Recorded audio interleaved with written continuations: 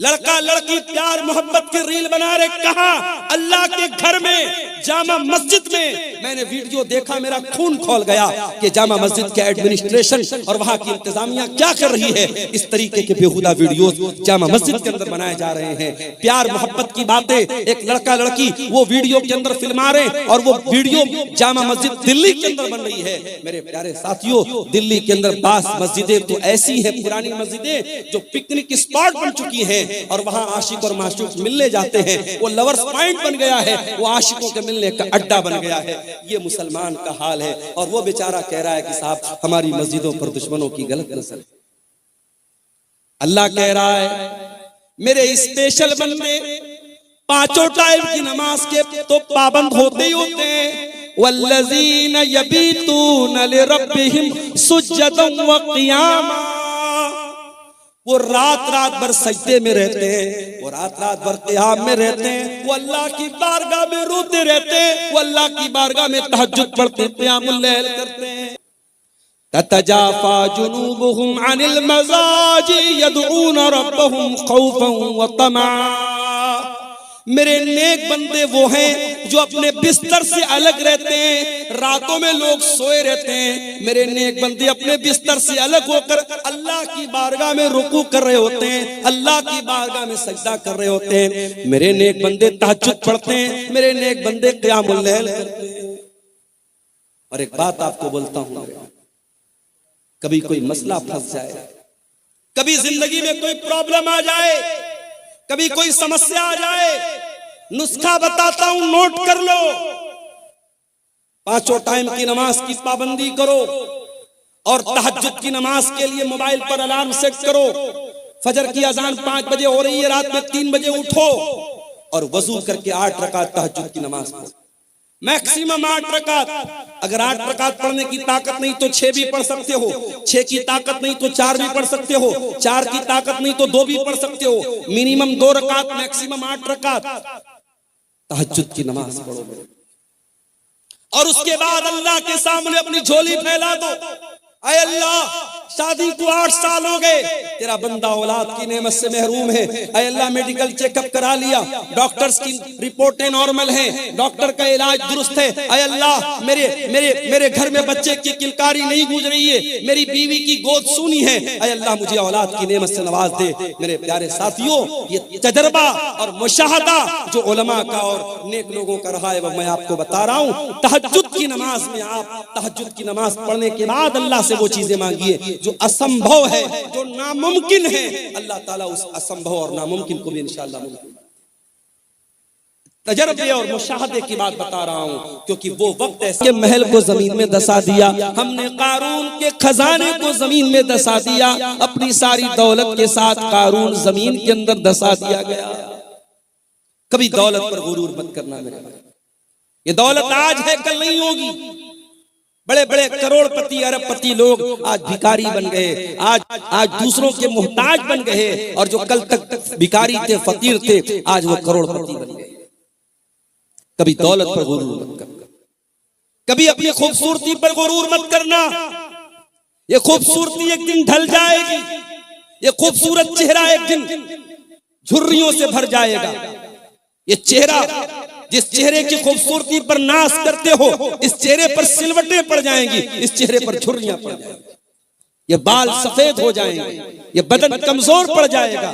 ना अपनी खूबसूरती पर गुरूर करो, ना अपनी ताकत पे गुरूर करो, ना अपनी दौलत पे गुरूर करो।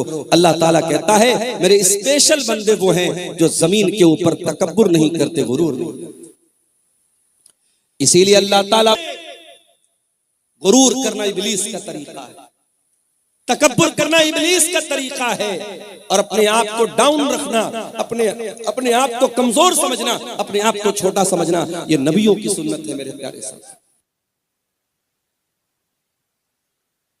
अरे भाई, इतना बोल रहे तो नीचे कर दो भाई, क्यों बिला वजह की टेंशन पैदा कर। जो थोड़ा ऊंचा स्टैंड है, थोड़ा नीचा करो, थोड़ा नीचा करो। तकब्बुर करना और गुरूर करना ये शैतान की अलामत है मेरे प्यारे। अल्लाह फरमाता है व इबादुर रहमानिल्लज़ीना यमशून, अल्लाह के खास बंदे वो हैं जो जमीन के ऊपर नर्म चाल चलते हैं, जो जमीन के ऊपर तकब्बुर नहीं करते, घमंड नहीं करते। अच्छा, यहां एक सवाल पैदा होता है, एक इंसान अच्छा कपड़ा पहनता है, नया जूता पहनता है, अब वो घर से बाहर निकला, उसका कपड़ा खूबसूरत है, उसका जूता खूबसूरत है। अब कोई दूसरा आदमी ऐसा मिल गया जिसका कपड़ा उतना अच्छा नहीं है, जिसका जूता उतना अच्छा नहीं है। अब जाहिर है एक नेचुरल बात है, एक प्राकृतिक बात है, कुदरती बात है, जब आप अपने से कमजोर इंसान को देखेंगे, अपने से कमतर इंसान को देखेंगे, आपका कपड़ा कीमती है, आपका जूता कीमती है, तो आपके दिल और दिमाग में कहीं ये बात आ सकती है कि मैं इससे अच्छा हूं, मैं इससे खूबसूरत हूं, मैं इससे बेहतर हूं। तो क्या ऐसी थिंकिंग का पैदा होना, ऐसे विचार का दिमाग में आना, ऐसी सोच का दिमाग में आना, क्या यह भी तकब्बुर है? आइए एक हदीस पढ़ के सुना।